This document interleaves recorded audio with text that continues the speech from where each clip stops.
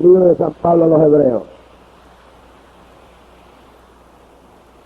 Quiero que lo repitan conmigo. Hebreos 9:27. Y de la manera que está establecido para los hombres que mueran una sola vez. Dígalo conmigo. Y está establecido para los hombres que mueran una sola vez. Y después de esto, el juicio. Está establecido que los hombres mueran una sola vez. Y después de esto, el juicio. Pueden sentarse. Esta noche quiero hablar sobre la muerte y el más allá.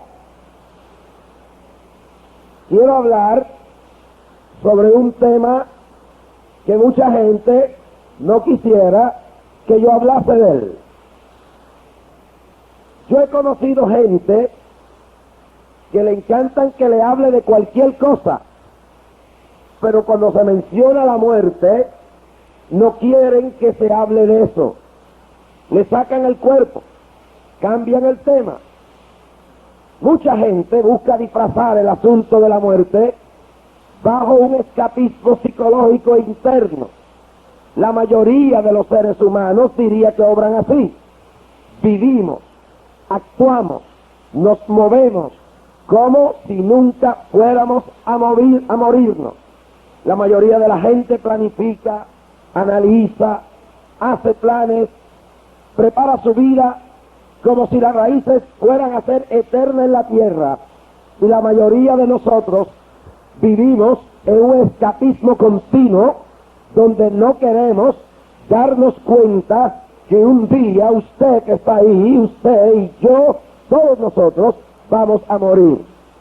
Es decir, la gente vive en una fantasía.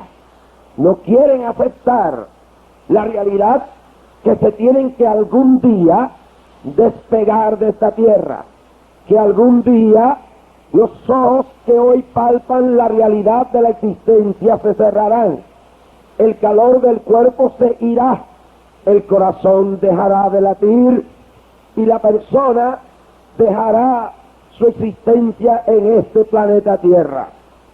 Los hombres han hecho muchas cosas para atenuar los efectos de la realidad de la muerte.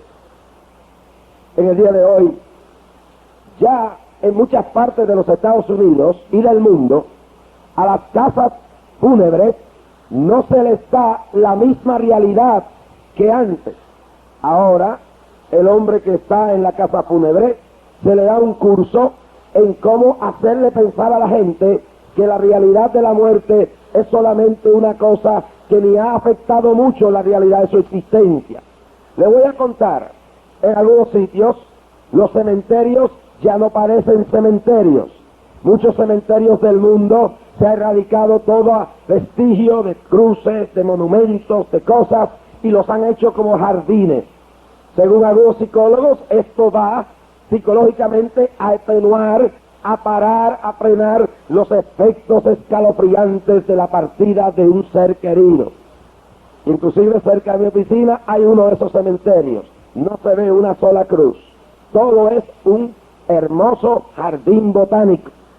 Luego, los hombres que venden los servicios fúnebres ahora ya no son directores de funerarias, son consultores en momentos difíciles, son consejeros. Entonces, cuando usted va y le pasa como me pasó a mí hace unos años, murió mi suegro y me tocó junto con el tío de mi esposa hacer los arreglos funerarios en esa noche.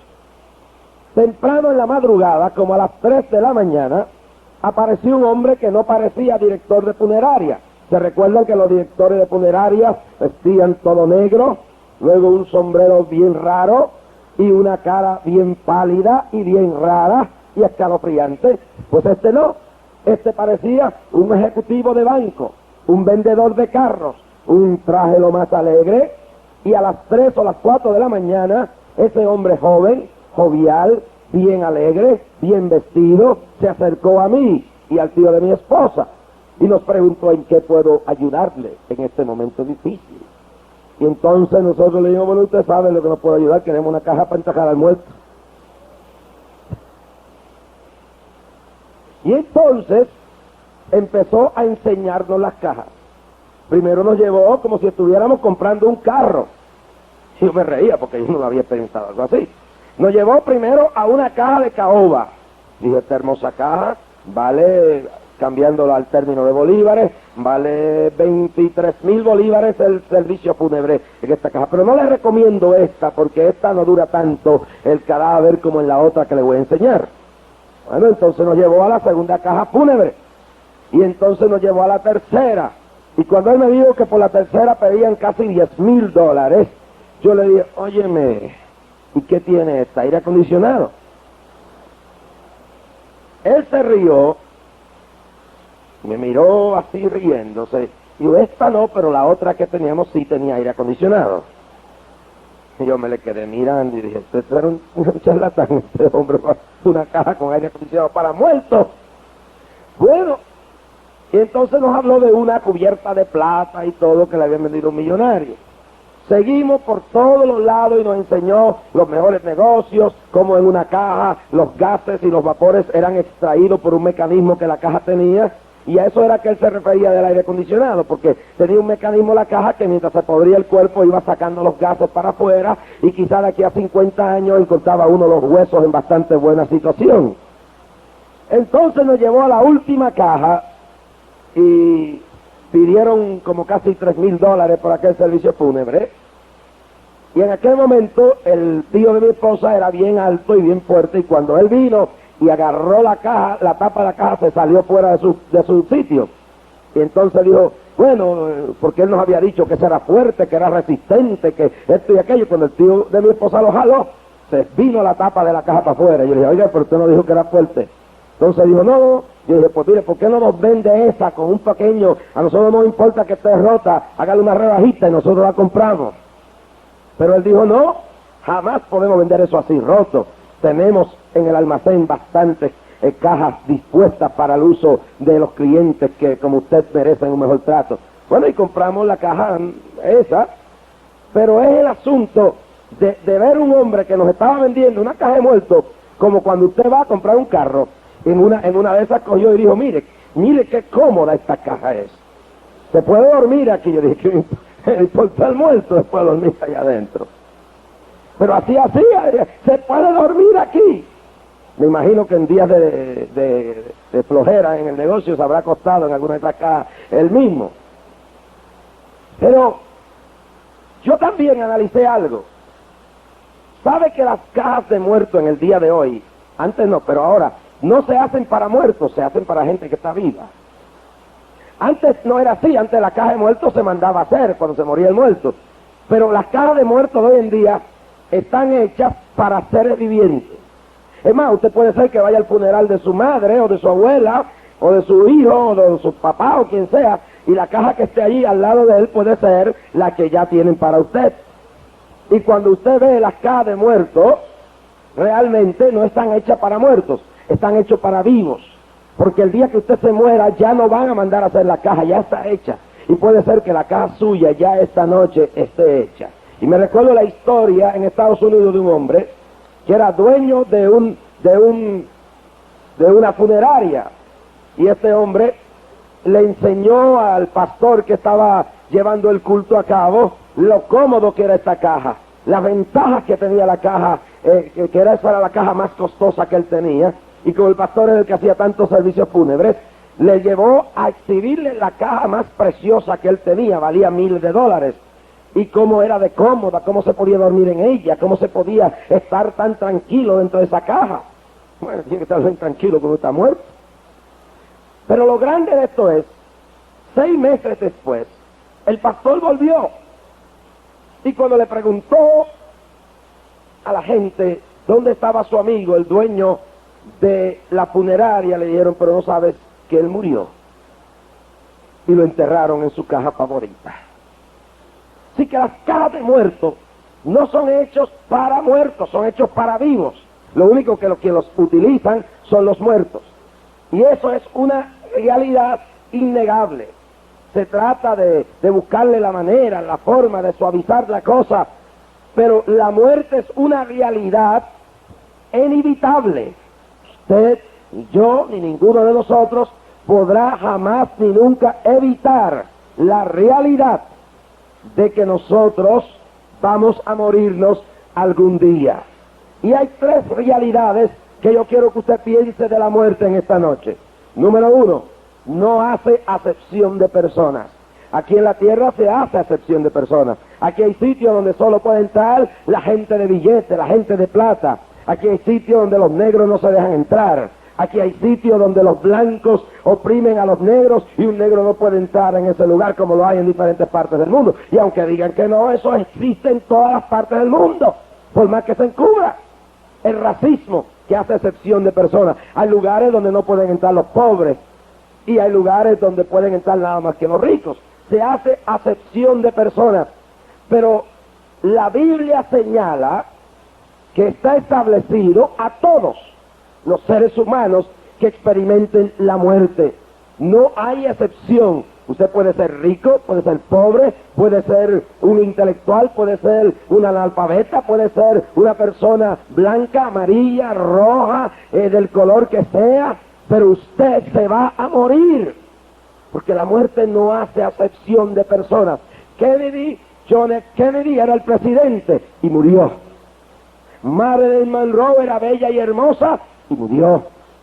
Y todos los grandes hombres de la historia están muertos. Muertos. ¿Dónde está Bolívar? Muerto. ¿Dónde está Benito Juárez? Muerto. ¿Dónde está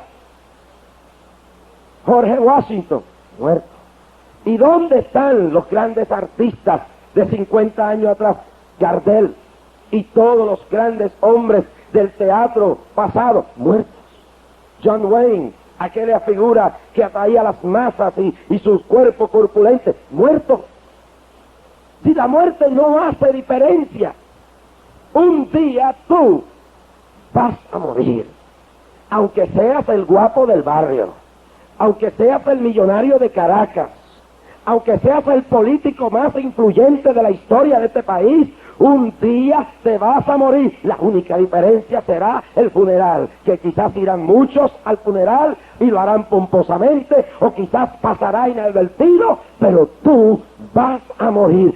Qué cosa más tremenda pensar en esta noche que todos los que estamos en este estadio, sin excepción de nadie, inclusive mi propia persona, tenemos un día, un momento en el cual todos vamos a salir de este cuerpo y vamos a enfrentarnos a la eternidad.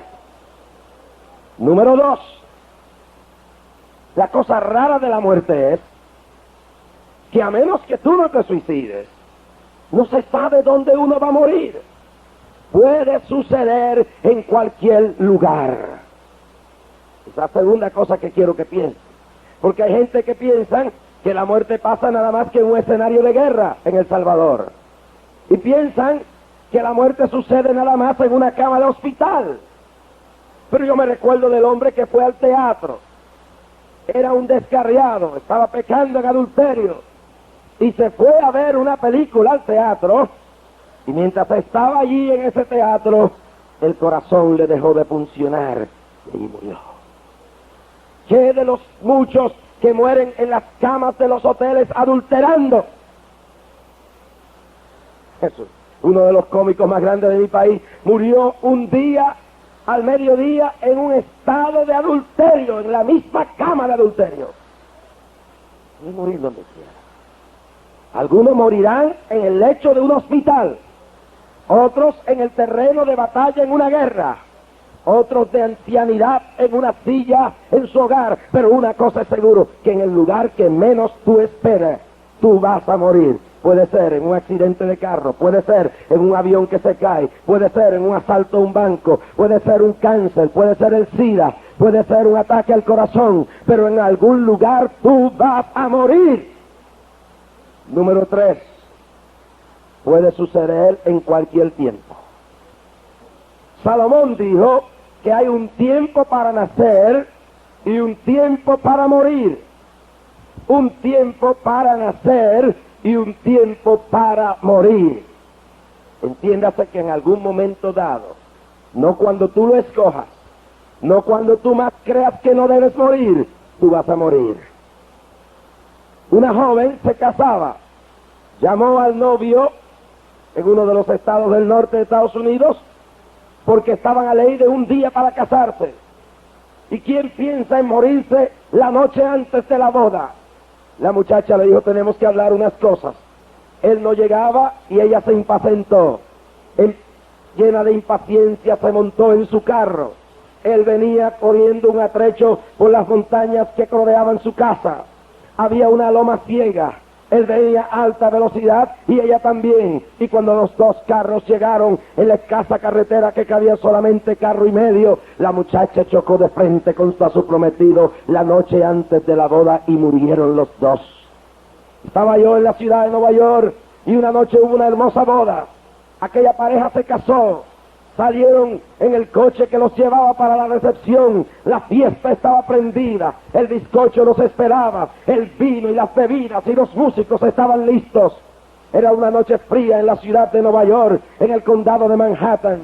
Y todo el cortejo matrimonial iba gozoso. Se había celebrado la boda, la ceremonia. Los novios iban apretujados en la parte trasera del coche del matrimonio. Y cuando llegaron al río Hudson, allí pasó algo raro. Había caído agua y la noche fría la había congelado. El carro donde iban los novios, que iba a bastante velocidad, resbaló y con los dos recién casados fue a parar a las profundidades del agua helada del río Hudson y los dos murieron horas después de su boda. Algunos mueren al nacer. Otros la noche antes de haberse graduado. Una de esas realidades la han vivido ustedes aquí en el estado de Mérida. Cuando un joven acabado de graduar, con todo el futuro por delante, murió asesinado la misma noche que se graduaba. ¿Cómo puedes tú pensar en esa noche que no tienes que pensar en la muerte cuando no sabes que puedes morir en cualquier instante? Porque está establecido a los hombres que mueran una vez. Tú vas a morir, tú vas a morir, tú vas a morir, y vas a morir cuando menos lo pienses. Tú te ríes y dices, soy joven. El cementerio está lleno de jóvenes. Y tú dices, estoy al punto del negocio más grande de mi vida. La muerte puede llegar en este momento, en la cumbre del éxito, en la altura de la prosperidad. ¿Se recuerdan de aquel rico que toda su vida guardó para que cuando fuera viejo tuviera millones y millones de bolívares? Y dice Jesús que una noche cuando él estaba ya preparándose para gozar de los millones que tenía, oyó una voz que dijo, oh necio, esta noche vienen a pedir tu alma. Es innegable. Todos,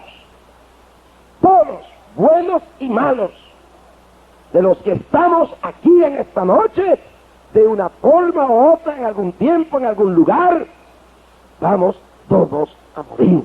Y yo sé que usted no quiere oírlo, pero tiene que oírlo. Usted se va a morir y yo me voy a morir.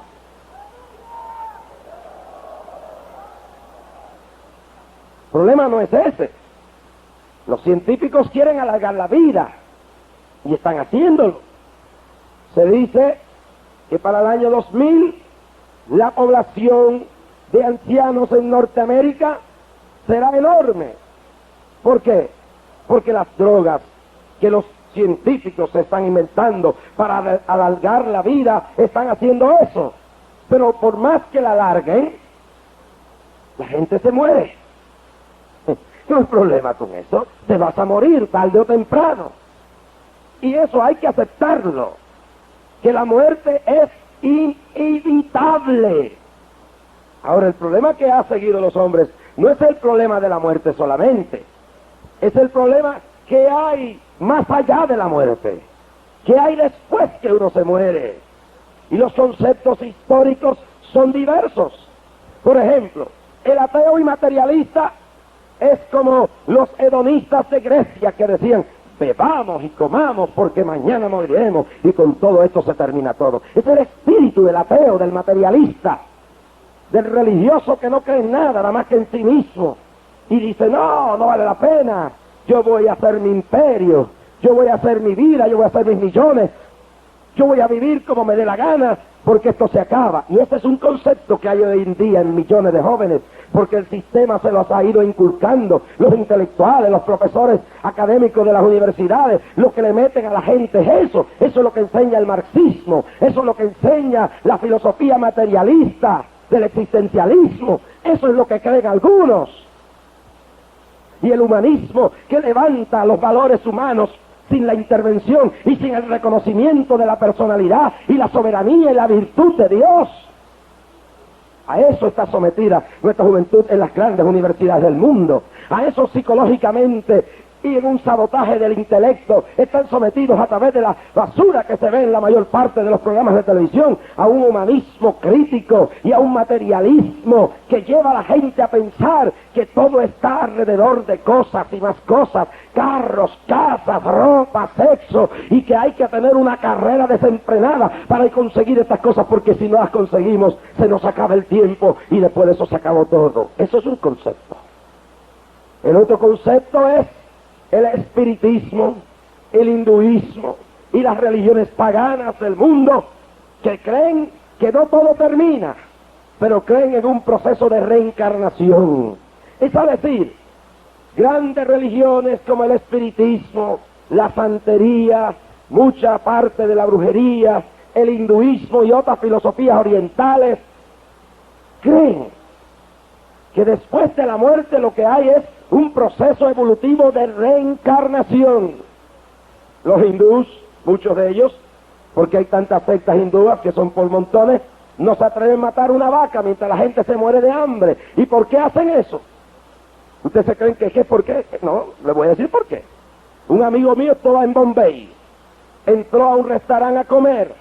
Frente al restaurante había un limosnero muerto de hambre, y cuando él entró al restaurante a comer, le preguntó al dueño qué pasaba, por qué no le daban de comer. No, eso es un vagabundo. Pero al rato una vaca entró al restaurante. Oigan eso, entró al restaurante, nadie le impidió, y el hombre buscó las mejores legumbres, cuenta mi amigo, y se la dio a la vaca. Mientras en la puerta del restaurante un hombre se moría de hambre. ¿Qué es lo que hace esto? Es la filosofía de que en esa vaca hay una reencarnación de alguna persona. Y muchos de ellos creen que su abuelo, su primo, su hermano, su madre, su papá están reencarnados en un mono, en una vaca, en una serpiente, en una bestia, en un animal. Sin embargo, en el espiritismo clásico no es así. Los espiritistas dicen que uno va reencarnando en otras personas.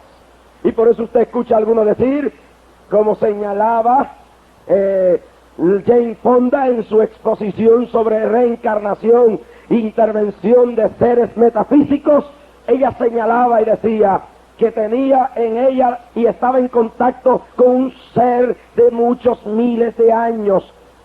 Y muchos decían, yo tengo en mí el espíritu de Napoleón, y otros dicen, yo soy Cleopatra, y en otra era, yo era Hitler, o era esto, era un millonario, o era un hombre, o era una mujer. Eso es el proceso de la reencarnación. Y luego en ese proceso de creer que después que la gente muere, pues reencarnan, va una negación absoluta de lo que es el Evangelio, porque se dice que la gente se va purificando sus pecados y perfeccionándose, eliminando la cruz de Cristo. Luego los maometanos enseñan un paraíso carnal. Los musulmanes dicen que una vez usted se muere, va a un paraíso donde está Alá, y allí usted va a tener mujeres, y allí va a comer, y allí va a festejar, y el sexo va a seguir por el estilo. El catolicismo romano apostólico, una secta que se desvió del cristianismo auténtico y verdadero, enseña, y noten bien, ustedes, nosotros, los evangélicos, no debemos aceptar que nadie nos llame secta, porque la palabra secta es una palabra humillante que usan los enemigos del evangelio para hacernos creer que no tenemos la verdad. pero sectas son las desviaciones del Evangelio. Y Roma, el catolicismo romano, es una desviación de la iglesia cristiana primitiva. Para el año 313, después de la muerte de Cristo, la iglesia estaba perseguida a muerte. La persecución había sido por siglos. Ya la iglesia no aguantaba más. Sin embargo, apareció un hombre llamado Constantino, que luchaba por el dominio del imperio. Y cuando esto sucedió, dice él que miró al cielo cuando iba en batalla y vio una cruz en el cielo, y en latín decía: hoc signo vences, por esta señal conquistarás. Dirigido por esa inspiración, él conquistó y se fue nombrado emperador del imperio romano. Constantino, habiendo ganado por esa señal que él pensaba que era una revelación divina, Constantino entonces, para el año 313, dictaminó que la religión oficial de Roma sería el cristianismo. Y hasta ahí todo iba bien. Pero los que han leído la historia saben que Constantino comenzó una persecución de los paganos. Le quitó templos a los paganos y empezó a dárselos a los cristianos. Lo que habían hecho los paganos con los cristianos, Constantino empezó a hacerlo con los paganos, hasta que padres de la iglesia decidieron aguantar la situación. Pero ya la degradación del verdadero cristianismo apostólico había comenzado. Y Constantino, quien se duda de su verdadera conversión, comenzó entonces a querer mandar en la iglesia. Y entonces los pastores y los obispos ya no eran nombrados por el Espíritu Santo, no eran escogidos por sus virtudes, por sus cambios. Y dice la historia que entonces empezaron a ser nombrados pastores por influencia, el tío, el abuelo, el amigo. Y entonces la iglesia se fue infiltrando de hombres en el liderato religioso que no eran convertidos, que no eran salvos, que no tenían a Cristo, pero que habían huido del paganismo para salvarse de la persecución y habían profesado de boca, no de corazón, a Jesucristo ni el cristianismo. Esa infiltración pagana llega a la iglesia. Hombres pecadores, adúlteros y corrompidos empiezan a pastorear la grey de la iglesia. Los fieles pastores se enfrentan a estos y empieza una lucha moral dentro de la iglesia. Las costumbres paganas empiezan a entrar dentro de la iglesia. Y de eso voy a hablar más luego el sábado y el viernes. Y empiezan a entrar costumbres y la iglesia empieza a comprometerse. Empieza a cambiarle los nombres de las fiestas paganas babilónicas y ponerle nombres cristianos. Y pone nombres religiosos que se adaptaran. Y la iglesia empieza a traer ideas falsas. Entre ellas va entrando poco a poco en la historia de la iglesia la idea del purgatorio, que es una idea pecaminosa, es una idea pagana. Y en un momento dado de esa historia, de esa iglesia que del 313 para acá se corrompe, empieza a entrar una serie de ideas que voy a hablar más luego el viernes y el sábado. Pero entonces en esa corrupción la iglesia deja de ser cristiana y se va nombrando lentamente apostólica, católica, romana. Y esto debe entenderlo el pueblo. La iglesia no se fundó en Roma. Si la iglesia fuera a llamarse, debiera llamarse Cristiana Apostólica de Jerusalén. Pero sin embargo, en Roma se pervierte y el control se toma. Y entra dentro de la iglesia la perversidad doctrinal por hombres corruptos y perversos que ambicionan el poder. Y luego, una de esas ideas que entra en la perversidad doctrinal es la idea del purgatorio. Idea que hace que Martín Lutero, un monje católico romano, se sienta indignado para la era medieval. Se siente movido, porque había un tal sacerdote llamado Tyndale, que andaba por los campos de Alemania con una cajita. Y entonces cuando los pobres alemanes le echaban una moneda, de acuerdo a cómo sonaba, cuando caía, decía: el alma está saliendo un poquito del purgatorio. Y de decirle a Dios que su obra no es perfecta. Y yo creo que Dios no necesita un purgatorio para sacar a nadie y llevarlo de pena a descansar. Yo creo que la obra de Cristo en el Calvario fue completa, fue absoluta. ¿Cuántos creen la gloria de Dios? ¿Esto es así? Caía la monedita, claquete, salía un poquito para arriba. el alma. Y eso indignó a Lutero. Y Lutero no quería irse de la iglesia. Lutero quería reformar la iglesia. Eso es lo que la palabra reforma significa. Pero lo votaron porque no resistían la palabra de verdad. Aleluya.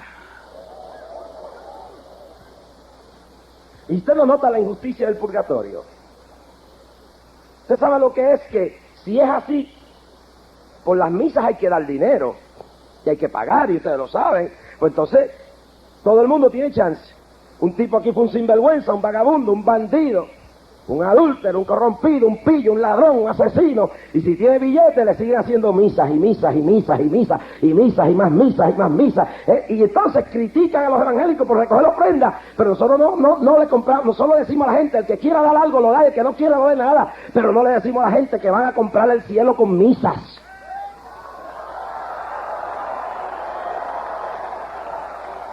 ¿Ustedes quieren que siga?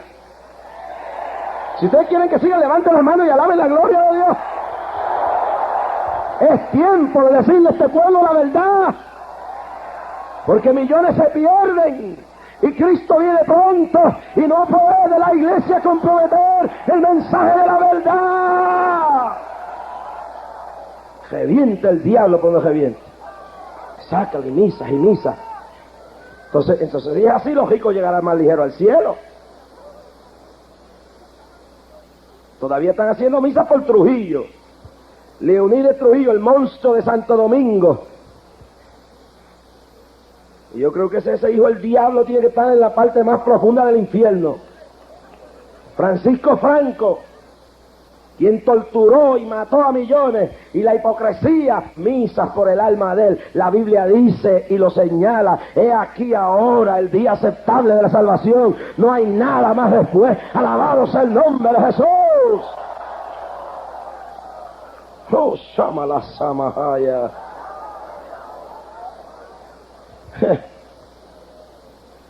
Mire lo que dice la palabra, no es con misas, para que lo entienda bien claro. Mateo capítulo 10, verso 26 al 28. Así que no los temáis, porque nada es encubierto que no haya de ser manifestado, ni oculto que no haya de saberse. Lo que digo en tiniebla, decidlo en la luz, y lo que oí al oído, proclamarlo desde las azoteas. Y no temáis a los que matan el cuerpo, mas al alma no pueden matar. Temed más bien a aquel que puede destruir el alma y el cuerpo en el infierno. Y mire más adelante, Jesús mismo, no está hablando más nadie. Mateo capítulo 18, mire lo que dice aquí. Por tanto, versos 8 y 9, si tu mano o tu pie te es ocasión de caer, córtalo y échalo de ti. No te está diciendo que te corte los dedos ni los pies, aquellas cosas que te impiden. Si tu doctrina, si la enseñanza de tus abuelos, si la enseñanza de tu madre y tu padre, si la enseñanza de los religiosos secos y muertos de Caracas y de Venezuela y del mundo, eso es lo que tiene que cortarte. Esa tradición diabólica que tiene a los pueblos hundidos en el pecado, que tiene a la gente sumergida en la ignorancia y rumbo al infierno. Por tanto, échalo de ti. Mejor te es entrar en la vida cojo o manco, que teniendo dos manos o dos pies y ser echado en el fuego eterno. Así, el jíbaro de la montaña mía, si la palabra no la entiende, se la tradujo. Allá en las montañas de Orocovi, los jíbaros, los campesinos dicen: así es un guame. Eso quiere decir, así es fácil que tú peques como te dé la gana aquí abajo, y después que tú arrastras cadenas de pecado, van y te llevan a la catedral, y el cura allí hace una misa. Yo no sé cuánto están cobrando por las misas ahora, pero me imagino que con la devaluación de la moneda debe haber subido muchísimo ahora. Ahora costará más caro sacarlo de pena y llevarlo a descansar, pero eso es una mentira, es un engaño, es un azote al pueblo, eso es una estafa. ¿Cuántos alaban la gloria de Dios? Fuerte esto, pero esta es la verdad. Así que no se termina todo con la muerte. Te han engañado, Te están diciendo que hay un purgatorio y que después allí te van a ir sacando poco a poco. Eso es mentira. Si no te arreglas aquí, dice la Biblia, es aquí ahora, es el día de salvación. Es aquí que tienes que arreglarte con Dios. Es aquí que tienes que venir a Cristo. Es aquí que tienes que entregarte al Cristo de la gloria. No, Señor. Y te voy a leer un poco más todavía, porque te lo voy a leer directamente la palabra. Vamos a buscar Apocalipsis, el libro de la revelación profética, capítulo 20, y vi a los versos 12, 13, 14 y 15, y vi a los muertos, grandes y pequeños, de pie ante Dios, y los libros fueron abiertos, y otro libro fue abierto, el cual es el libro de la vida. Fueron juzgados los muertos por las cosas que estaban escritas en los libros, según sus obras, y el mal entregó los muertos que había en él, y la muerte y el infierno entregaron los muertos que habían en ellos, y fueron juzgados cada uno, y la muerte y el infierno fueron lanzados al lago de fuego. Esta es la muerte segunda, y el que no se halló inscrito en el libro de la vida fue lanzado al lago de fuego. Pero te voy a leer un poco más todavía. Te voy a leer un poco más todavía. Gloria a Dios. Y las naciones que hubieran sido salvas andarán a la luz de ella. Verso 24, 25 y 27 del capítulo 21 del libro de Apocalipsis. Sus puertas, hablando de la Nueva Jerusalén, nunca serán cerradas de día, pues allí no habrá noche. Y llevarán la gloria y la honra de las naciones de ella. No entrará en ella ninguna cosa inmunda o que hace abominación y mentira, sino solamente los que están inscritos en el libro de la vida del Cordero. Ahí, en Apocalipsis 20, 12 al 13, y en Apocalipsis 23 al 27, capítulo 21, nos dice que allí entrarán los que le han hecho misas y los que lo han sacado del purgatorio. Jesús mismo dice aquí, no es Ole Rasky, es la palabra, no es lo que diga Rasky lo que vale, no es lo que diga el ministro lo que vale, no es lo que diga el cura, ni el obispo, ni el papa de Roma, es lo que diga la Biblia, es lo que diga la palabra, es lo que diga la palabra de Dios, y ahí es que hay que basarse. No es lo que diga la tradición. Samakaya, Samalaya. No es lo que diga la iglesia, porque la tradición fracasa, la iglesia se descarrila, pero la palabra dice: el cielo, dijo Jesús, y la tierra pasarán, mas mi palabra no pasará. Apocalipsis 21, capítulos 21, versos 6 al 8, y dice así, Apocalipsis, capítulo 21, 6 al 8, y me dijo: hecho está, yo soy, y es Cristo hablando, Dios mismo hablando, yo soy el alfa y la omega, el principio y el fin.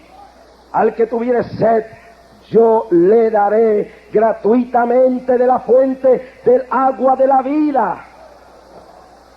No dice al que le voy a dar de la fuente del purgatorio, de la fuente del agua de la vida. Verso 7, capítulo 21 Apocalipsis.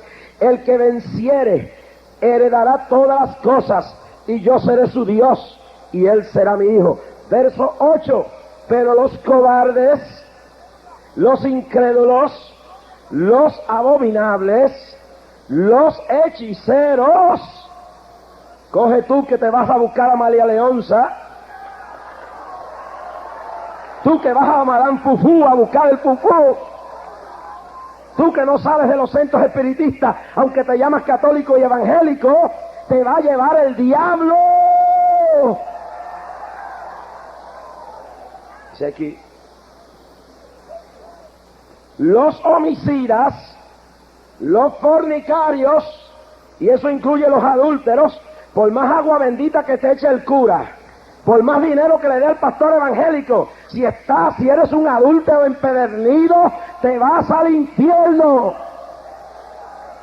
Puedes traer una carretilla de chavo aquí, te puedes llamar el profesor, te puedes llamar pastor, te puedes llamar sacerdote, te puedes llamar el político, te puedes llamar senador, te puedes llamar diputado, te puedes llamar ministro de gobierno, te puedes llamar rey de un país, te puedes llamar presidente, pero si mueres en adulterio, vas al infierno. Dios te está hablando en esta noche: arrepiéntete, conócete a tu Dios. Tu religión te ha engañado. Tu religión te ha dicho mentiras. Pero Cristo habla en su palabra y dice que la verdad nos libertará.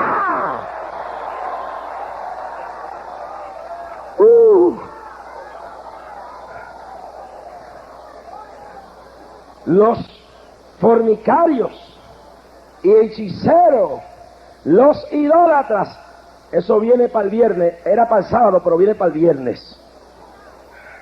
Los idólatras, Cristo mismo lo dice aquí, no lo digo yo, lo dice su palabra, búsquetelo, está en la misma Biblia tuya, católica, romana, apostólica, está ahí. Los que se inclinan ante muñecos, los que le prenden velas a cantos de palo y de yeso y de cemento y de oro, los idólatras. Y dice, y todos los mentirosos, que muchos van para allá, tendrán su parte en el lago que arde con fuego y azufre, que es la muerte segunda. ¡Qué cosa terrible!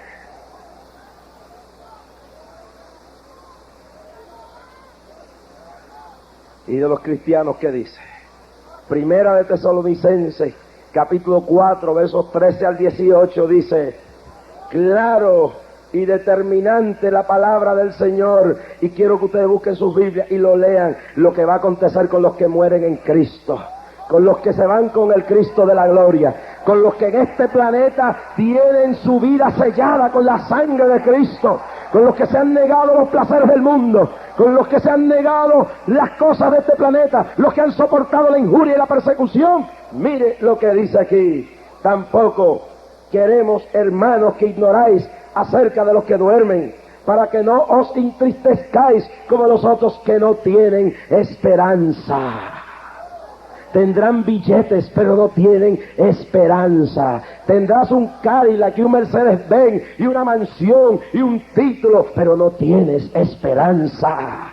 Y dice claro San Pablo por el Espíritu, como los otros que no tienen esperanza. Porque si creemos que Jesús murió y resucitó, así también trae a Dios con Jesús a los que durmieron en Él. Por lo cual os decimos esto en el palabra del Señor, que nosotros que vivimos, que habremos quedado hasta la venida del Señor, no precederemos a los que han muerto, porque el Señor mismo, con voz de mando, con voz de arcángel y con trompeta de Dios, descenderá del cielo, y los muertos en Cristo resucitarán primero.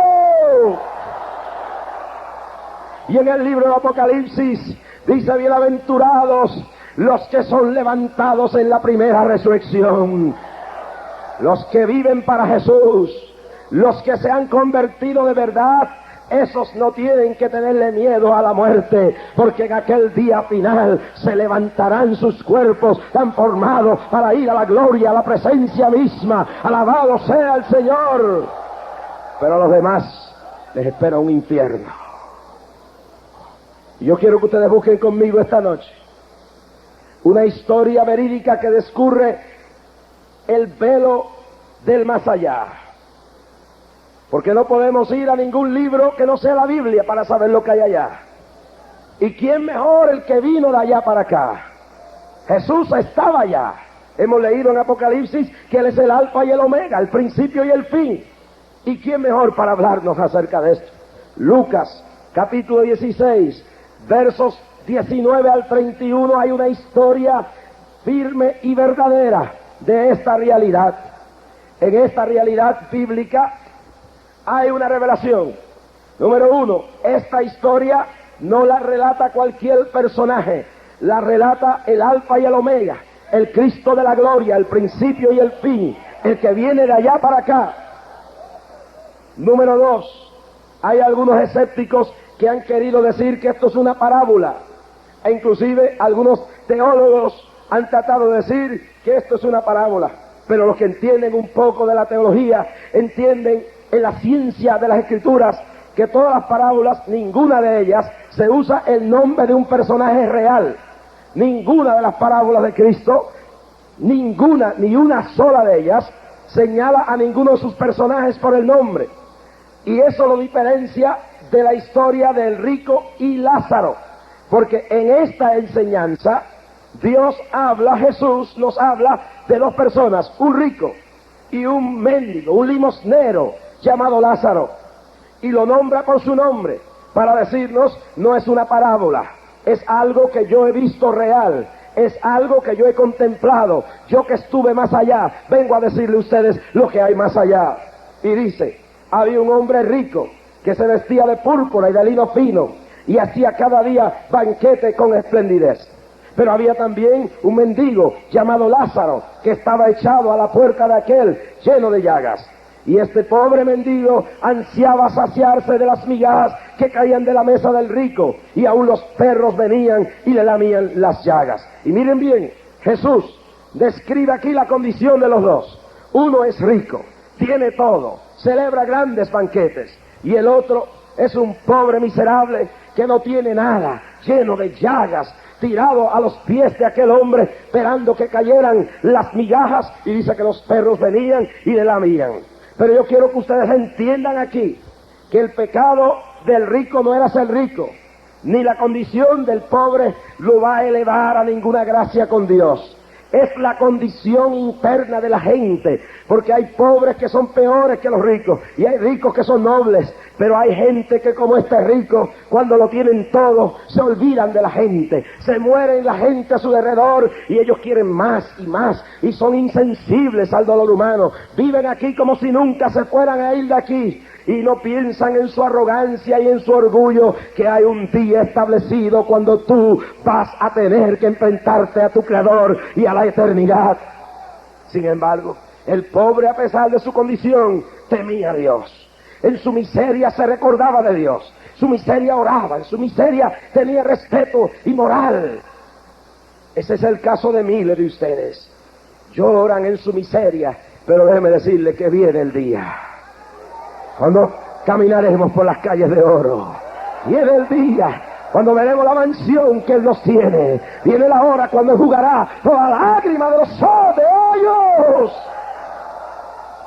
Y dice, y aconteció que murió el mendigo y fue llevado por los ángeles al seno de Abraham, y murió también el rico y fue sepultado. Es decir, la diferencia es la misma, los dos murieron, los dos perecieron, los dos fueron a la eternidad, pero hay una diferencia entre los dos. Uno murió y fue llevado por los ángeles a la presencia de Dios, pero el otro inmediatamente dice que alzó sus ojos en el infierno, estando atormentado, y vio de lejos a Abraham y a Lázaro en su seno. ¿Sí? La diferencia: uno inmediatamente fue a la presencia del paraíso de Dios, y el otro fue de cabeza para el infierno. ¿Dónde está el purgatorio ahí? ¿Se recuerdan del ladrón en la cruz? ¿Qué fue lo que le dijo?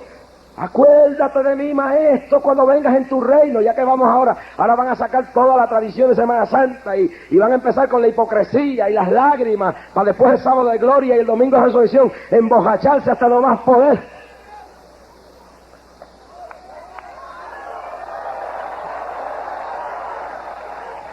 ¿Y qué sucedió?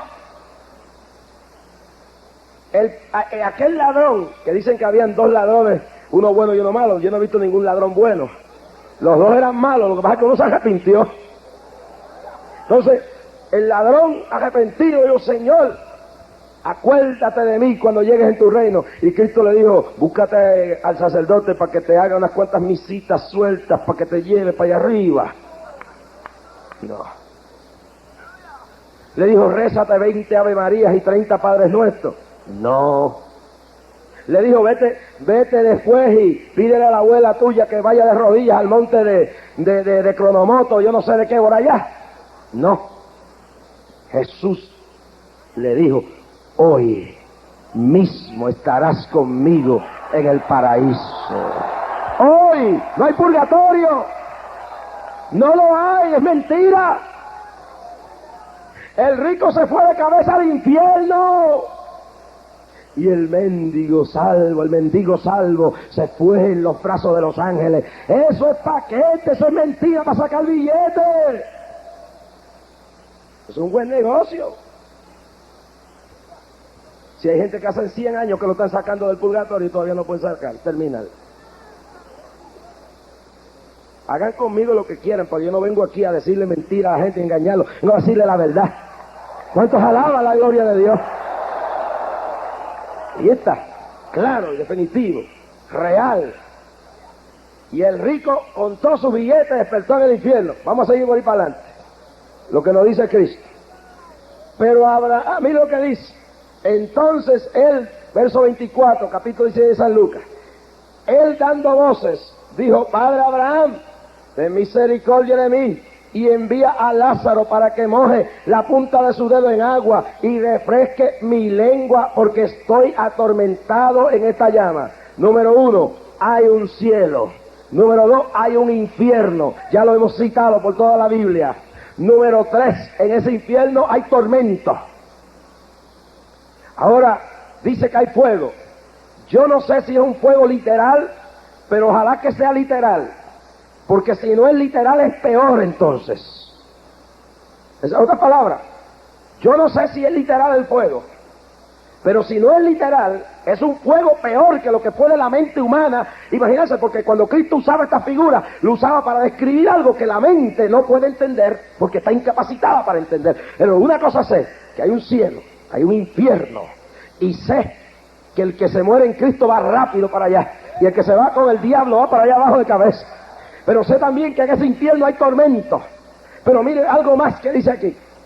Cuando este hombre en la vida no le importaba en nada a Lázaro, en la vida no le importaba aquel infeliz al pie de su mesa, ni las llagas que tenía, ni ver la miseria de los perros lamiéndolos.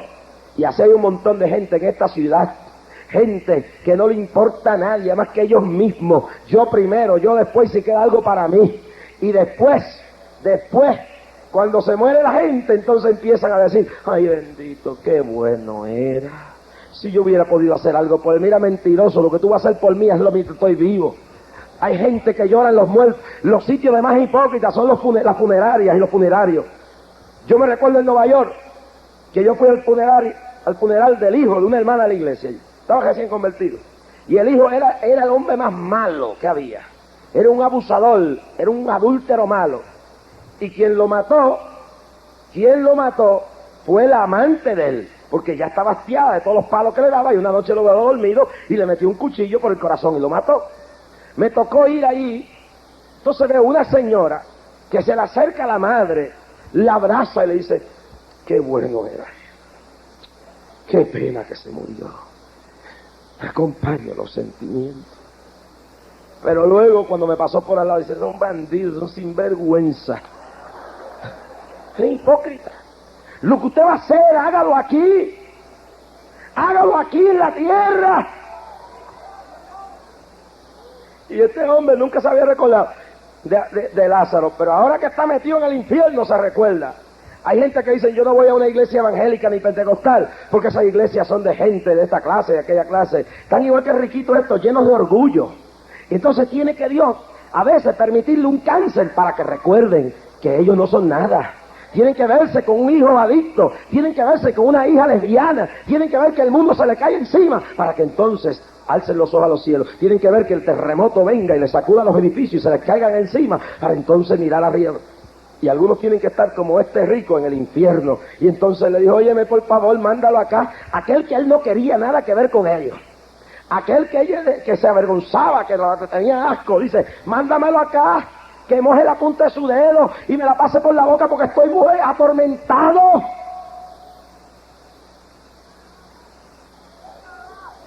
Y Kamashana Basai. Pero Abraham le dijo, verso 25: hijo, acuérdate que recibiste tus bienes en tu vida, y Lázaro también males, pero ahora este es consolado aquí y tú atormentado. Vale la pena serle fiel a Dios. Hermanito, no se suelte de Dios. aunque se burlen de usted. Usted que se ha convertido en esta campaña, no se suelte de Dios, aunque le tiren piedra, aunque le digan lo que le digan, aunque el diablo venga a su alrededor, no se suelte de Dios, porque la recompensa no está viene. Dice la Biblia, lo que en nosotros ha de manifestarse, lo que estamos padeciendo, no es comparable con la gloria que ha de manifestarse en los hijos de la luz de Dios. ¿Cuántos alaban la gloria del Señor? Si sufrimos con Él, reinaremos también con Él. Pero aquí hay otro secreto descubierto, dice. Además de todo esto, una gran cima está puesta entre nosotros y vosotros, de manera que los que quisieran pasar de aquí a vosotros no pueden ni de allá pasar acá. Búsqueselo. Lucas 16:26 dice, hay una cima, y los que están de este lado, no hay quien los saque de pena y los lleve a descansar. No hay misa, no hay rosario, no hay Padre Nuestro, no hay nada, nada, nada que te saque de ese infierno. Por eso yo tengo que venir a decírtelo claro, porque el día que tú vayas al infierno no te va a sacar nadie, nadie, nadie. A menos que tú ahora que estás aquí en este lugar con vida, tú digas, Cristo, salva mi alma, yo te acepto como mi Salvador, yo me rindo a tus pies.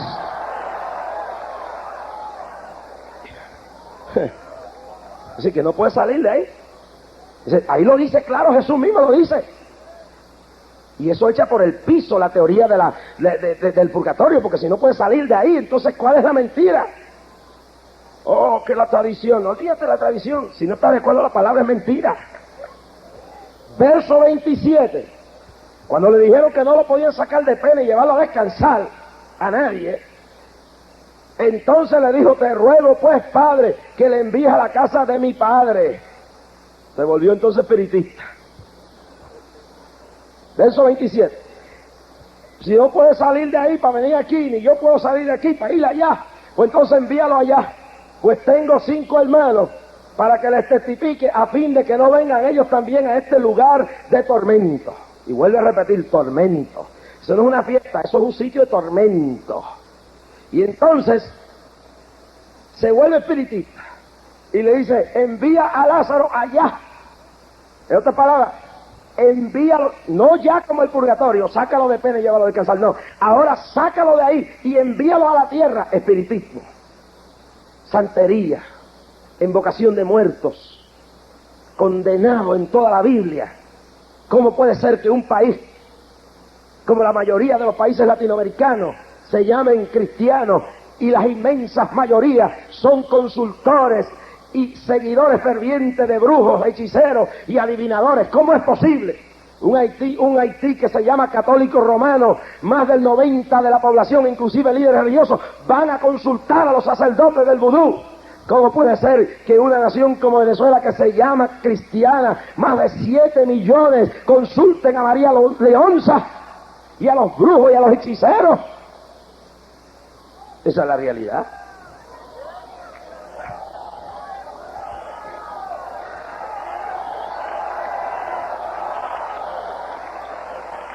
Y dice aquí, sácalo de allá y mándalo allá, pero dice no.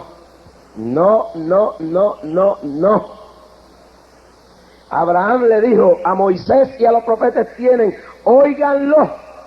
Él entonces dijo, no, padre Abraham, pero si alguno, mire, va a quedar el espiritismo aquí, si alguno fuera a ellos entre los muertos, se arrepentirán. Mas Abraham le dijo, si no oyen a Moisés y a los profetas, tampoco serán persuadidos, aunque alguno se levantara de entre los muertos. Si no hay juego aquí.